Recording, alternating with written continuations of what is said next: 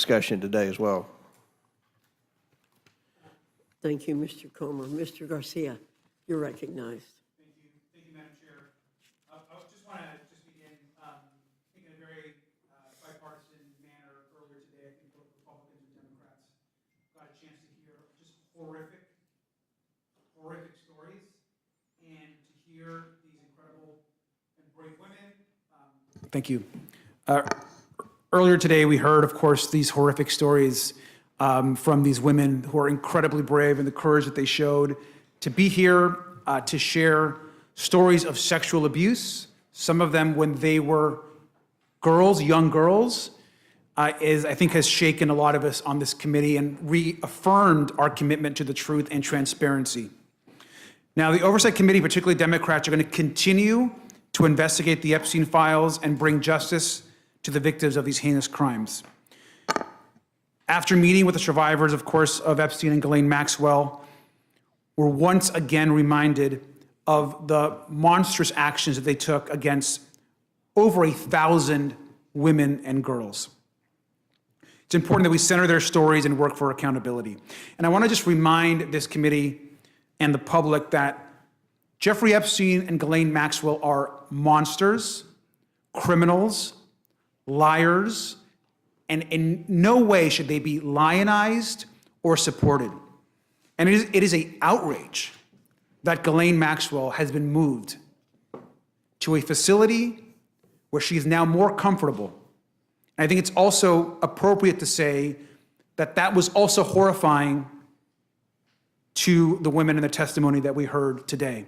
And re-traumatizing the victims because of this move is shameful and should never have happened in this country.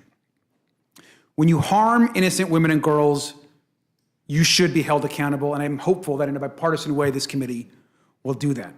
Now, I appreciate that, of course, close to 34,000 pages of documents have been released by the Department of Justice. That is complying with the subpoena, of course, that was put forward. But over 97% of those documents have already been released to the public. And I'm glad that we're releasing all those files to the American public. Most of it's already in the public record. What we need right now is full compliance with the subpoena. And the Attorney General, who once said that the files were on her desk, should release all the files immediately.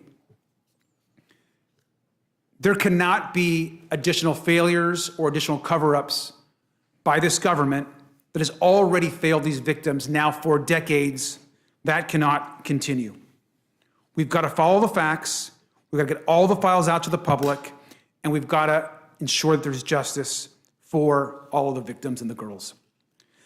I also just want to add that Oversight Democrats have supported every single time there's been an opportunity to support transparency. We, of course, forced a vote to release and get the subpoena out. We will continue to take those actions. But any action that promotes transparency, we're going to support.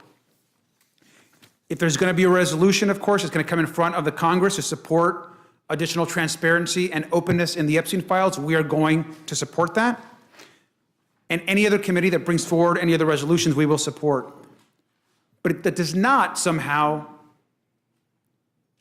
supplant the work on the discharge petition that Congressman Khanna and Congressman Massey are moving forward. We will continue to support that discharge petition, and we will support any other resolutions that come forward that also holds Epstein, Ghislaine Maxwell, and anyone else accountable.